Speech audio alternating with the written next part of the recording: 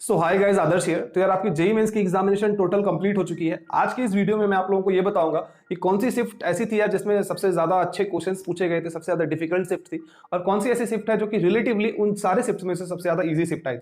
ध्यान रखें यार, प्लीज इस वीडियो को इस तरीके से मत लेना कि मैं किसी शिफ्ट को ऐसा कह रहा हूं कि बहुत ही ज्यादा आसान पूछ दी गई थी और कोई एक ऐसी शिफ्ट है जिसमें बहुत ही ज्यादा डिफिकल्ट पूछ दिए गए। Major difference again I am saying कि किसी भी पेपर में ऐसा नहीं था कि कोई बहुत ज्यादा टफ पूछ दिया गया और कोई बहुत ज्यादा आसान पूछ दिया गया।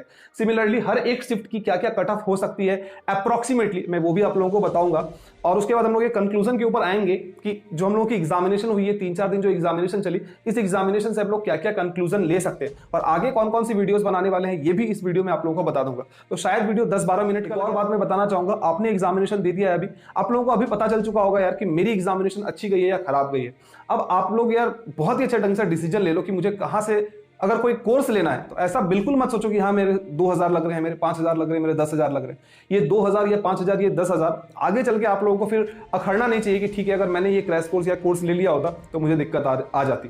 तो मैं डिस्क्रिप्शन पे आप लोगों को अनअकैडमी के लिंक दे रहा हूँ। वहाँ पे अभी आप लोग जान ही रहे हो यार कि इंडिया के टॉप मोस्ट जो एजुकेटर्स हैं वहाँ पे पढ़ा रहे हैं और आगे आने वाले जो 2-3 महीने हैं इसमें आप लोग बहुत ही अच्छे ढंग से प्रिपरेशन कर सकते हो, चाहे वो न्यूक्लियस के टीचर्स हो जाए, चाहे वो बंसल के टीचर्स हो जाए, चाहे वो वाइब्रेंट के टीचर्स हो जाए, और भी डिफरेंट प्लेटफॉर्म के टीचर्स वहाँ पे पढ़ा रहे हैं। प्लस में अगर आप साइन इन करते हो तो और मेरी कोड को अगर यूज करते हो तो 10% का आप लोगों को डिस्काउंट मिल जाएगा। और 2021 के लिए अच्छी प्रिपरेशन हो सकती है। जो बच्चे 2022 के लिए भी चाहें तो वो भी उस जगह से प्रिपरेशन कर सकते हैं। एनालिसिस तो मैं करूंगा ही करूंगा, लेकिन उससे पहले कुछ इंपॉर्टेंट चीजें हैं जिसके ऊपर हम लोग बात करना चाहते हैं कि एग्जामिनेशन की क्वालिटी, जैसे कि सपोज कि मैं ये जो पीरियड ले रहा हूं ये ले रहा हूं आपका 2014 से लेके 2021, जो अभी हम लोग एग्जामिनेशन दे रहे हैं, ये जो एग्जामिनेशन की हमारी क्वालिटी होती है वो दिन पर दिन बहुत ज्यादा डिग्रेड हो रही है। मतलब मैं एक आप लोगों को चार्ट बना के दिखाने की कोशिश करता हूं कि किस तरीके से ये हो रहा है। एक्चुअली देखो, ये मैंने एक लाइन बना दिया, ठीक, ये ईयर है हम लोगों का ग्राफ और ये एग्जामिनेशन का हम लोग लेवल मान लेते हैं, लेवल, ठीक है। तो 2014 से अगर आप देखोगे यार तो 2014 में सपोज अगर इस लेवल पे एग्जामिनेशन था, 2015 में लेवल बढ़ाई गई, 2016 में भी एग्जामिनेशन की जो लेवल थी वो बढ़ी, 2017 में ऐसा हो गया कि थोड़ा सा लेवल जो है वो नीचे आया था। 2017 का पेपर हल्का सा इजी हुआ था, फिर 2018 के पेपर में जो लेवल का एग्जामिनेशन होता था उसी एग्जामिनेशन के लेवल को उसने मेंटेन किया। उसके बाद नई एनटीए आई और तभी से ही यार रेगुलरली अगर आप देखोगे 2018 से 2019 में क्वेश्चन की लेवल गिरी, पुअर लेवल थी एग्जामिनेशन। बताना चाहूंगा कि सिग्निफिकेंट डिफरेंस नहीं था, बोलते हैं ना सिग्निफिकेंट डिफरेंस नहीं था। ऐसा नहीं था कि कोई पेपर बहुत ज्यादा टफ पूछ दी गई और कोई पेपर बहुत ही ज्यादा इजी पूछ दिया गया, ऐसा बिल्कुल भी नहीं था। और एक बात ध्यान रखना, आगे चल के मैं भी आप लोगों को कट ऑफ भी बताने वाला हूं, ठीक है। तो सबसे ज्यादा जो टफ मुझे लगा यार पेपर, जितने भी पेपर हुए टोटल आप लोगों की 6 पेपर हुई थी, है ना, 6 पेपर आप लोगों की हुई। तो मेरे हिसाब से जो सबसे ज्यादा टफ मुझे लगा वो लगा 24 फेब का सेकेंड शिफ्ट, ठीक है। 4 फरवरी का सेकेंड शिफ्ट मुझे सबसे ज्यादा टफ लगा। सेकेंड रैंक पे जो मुझे लगा यार, मैंने नोट भी करके रखा है अपने पेज में, सेकेंड रैंक पे जो मुझे सबसे ज्यादा टफ लगा एग्जामिनेशन, वो मुझे लगा 26 का, जो कल आपकी एग्जामिनेशन हुई थी, 26 फेब की सेकेंड शिफ्ट, ये भी फेब का फर्स्ट शिफ्ट, ठीक है। तो ये ओवरऑल रैंकिंग है कि कौन सी एग्जामिनेशन सबसे ज्यादा टफ पूछी गई थी और कौन सी एग्जामिनेशन सबसे ज्यादा इजी पूछी गई थी। अब यार इन दोनों ही पेपर में, जैसे कि रैंक 1 और रैंक 2 जो मैंने डाला, इसमें बहुत ज्यादा सिग्निफिकेंट डिफरेंस नहीं है, और नीचे जो मैंने 2 डाला इसमें भी बहुत ज्यादा सिग्निफिकेंट डिफरेंस नहीं है।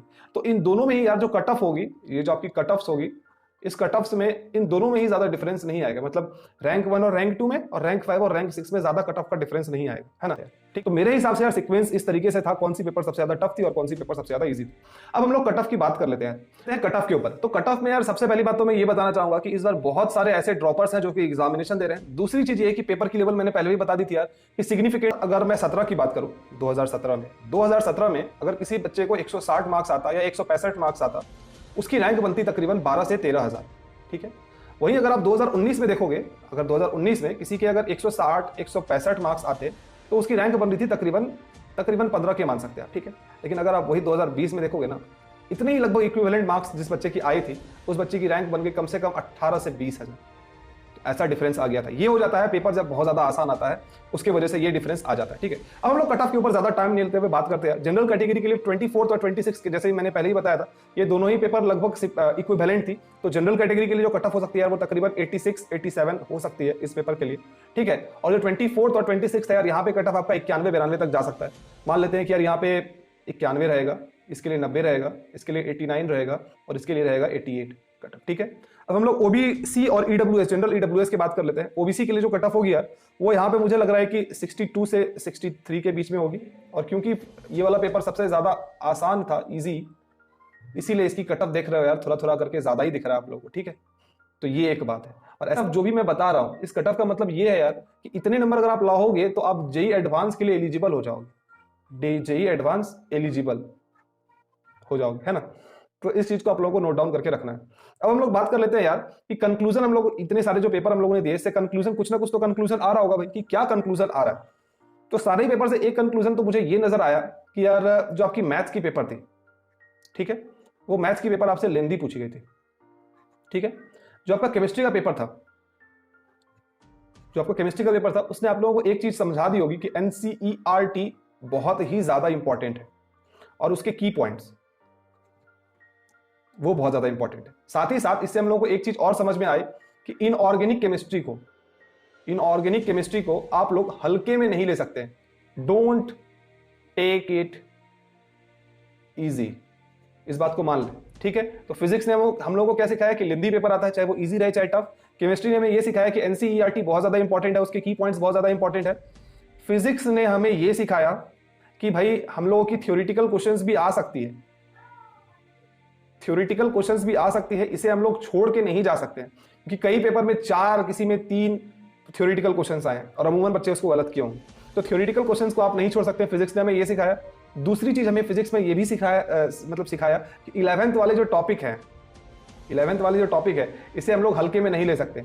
तीसरी चीज हमें यह सिखाया कि मॉडर्न फिजिक्स और सेमीकंडक्टर, इसे हम लोगों को छोड़ के नहीं जा सकते किसी भी कीमत पे, क्योंकि हर एक पेपर में या तो 3 या तो 4 क्वेश्चन मॉडर्न फिजिक्स से और सेमीकंडक्टर से या तो 1 या तो 2, और कई पेपर में 3 क्वेश्चन भी पूछी गई है। तो ये चीज बहुत ज्यादा इंपॉर्टेंट थी। उसकी क्वालिटी उतनी अच्छी नहीं थी, डिफिकल्टी लेवल थोड़ा सा और ज्यादा होना चाहिए था। कट ऑफ्स जो है यार, जितने मैंने बताया शायद उससे ज्यादा हाई भी हो सकता है कट ऑफ्स, है ना।